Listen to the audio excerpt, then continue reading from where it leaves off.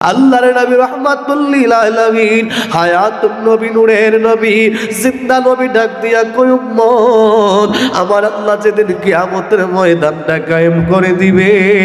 ওই দিনরা মুনাফিকরাও চেষ্টা করবে আল্লাহর সাথে ধোঁকা দেওয়ার জন্য আমার আল্লাহর সাথে ধোঁকা দেওয়ার চেষ্টা করবে কিন্তু তারা আমার আল্লাহকে ধোঁকা দিতে পারবে না কেমনে চেষ্টা করবে জানেন নি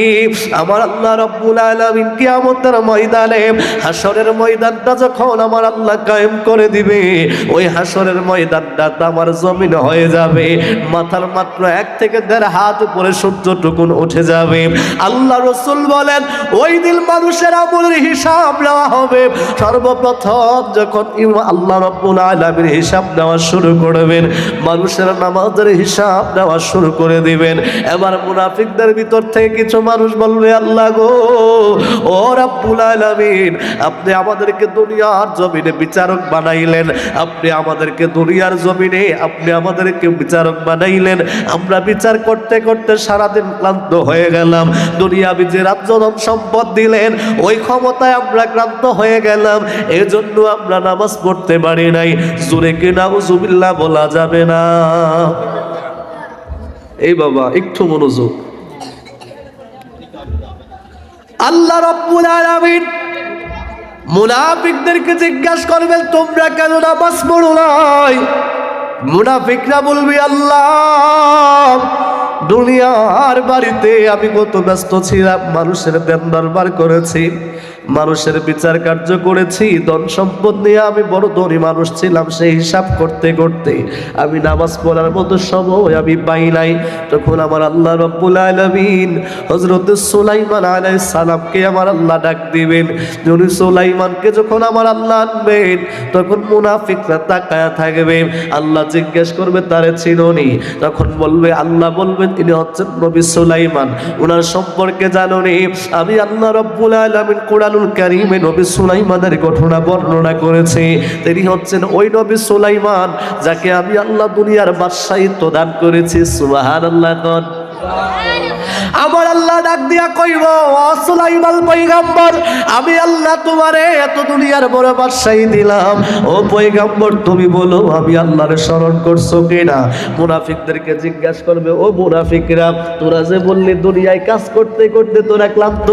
দুনিয়ার বিচার করতে করতে তোরা ক্লান্ত দুনিয়ার বাদশাহীর কারণে তোমরা ক্ষমতার কারণে তোমরা কাজ করে ক্লান্ত হয়ে গেলাম এইজন্য আল্লাহর জিকির করতে পারো নাই তোমাদের রাজ্য কি সুলাইমান নবীর চাইতে আরো বড় ছিল নাকি মুনাফিকরা আবার মাথা নোয়া ফেলবে আল্লাহ বলবেন নবী সুলাইমান আলাইহিস সালাম যাকে আমি আল্লাহ গোটা পৃথিবীর শাসন করার ক্ষমতা দিলাম শুধুমাত্র মাছের উপর শাসন করতে বললাম নবী সুলাইমান সমুদ্রের ভিতরে শাসন করার ক্ষমতা আল্লাহ দিলেন নবী সুলাইমান জিন জাতিদের উপরেও শাসন করতে পারতেন নবী সুলাইমানকে আমার আল্লাহ এমন ক্ষমতা দিলেন সামান্য একটা পিপিলিকার শব্দগুলো পর্যন্ত নবী সুলাইমান আলাইহিস সালাম বুঝতে পারতেন জোরে কন্যা সুবহানাল্লাহ রহমতে আলম নবী নূরে মুজাসসাম বলো রহমতে আলম নবী নূরে মুজাসসাম সাহাবীরা আতরে বানাই ওই নবীজির গাম বলো না সাহাবীরা আতরে বানাই ওই নবীজির ঘাম ছিল জালো বালো কেমন আমার নবীজি যাহার পাগল চন্দ্র সূর্য তারকারাজি বাবা আরো শুনিবালি সুন্দর কাহিনী বলো আরো শুনিবালি সুন্দর কাহিনী জান্নাতের ওই রোমে রোমে লেখা নবীর নাম জান্নাতের ওই রোমে রোমে লেখা নবীর নাম রহমতে আলম নবী নূরে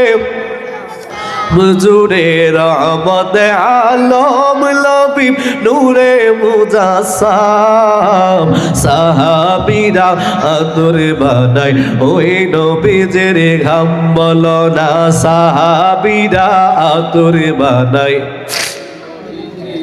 উসি তুলে হাল্লা দাও একটা খেজুরি গাছের লাভ, যাকে ধরে খুদিবা দিতেন রাসূল আকরাম বাবা, যাকে ধরে খুদিবা দিতেন রাসূল আকরাম। গাছটা নবীর বিরহে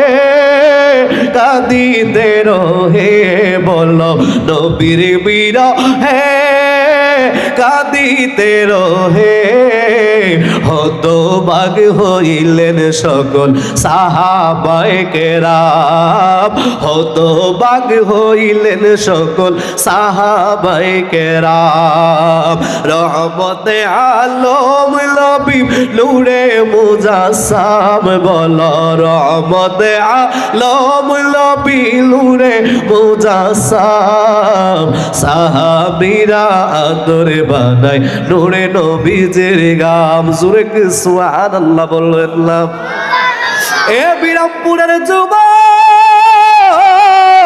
ও যুবক ভাই, তোমার অন্তরে নবীর প্রেম নাই, তুমি নবীর প্রেম এখনো পর্যন্ত ধারণ করতে পারো নাই। অথচ এই কালামটার ভিতরে উস্তুনে হান্নানা নামের যে খেজুর গাছের নাম পাওয়া যায়, বুখারী শরীফের মধ্যেও ঘটনাটা আসছে।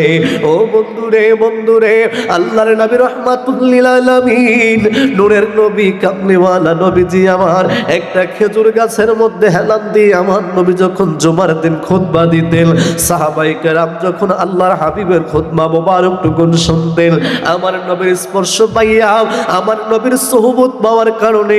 আল্লাহর নবী রাহমাতুল লিল আলামিন কিছুদিন পরে একজন সাহাবী আমার নবীর জন্য মিম্বারের ব্যবস্থা করে দিলেন। সুবহানাল্লাহ বলেন। নবীজির জন্য মিম্বারের ব্যবস্থা করে দিল আল্লাহর নবী রাহমাতুল লিল আলামিন। ওই দিন জুমার দিন খেজুরের গাছটাকে আমার নবী সরাইয়া, আল্লাহর নবী যখন মিম্বারের মধ্যে দাঁড়াইয়া খুতবা দেয়, আমার নবী আলোচনা শেষ করে নামাজের মুসল্লা নিয়ে দাঁড়িয়ে যায়। পিছন থেকে মসজিদে নববীর বাহির থেকে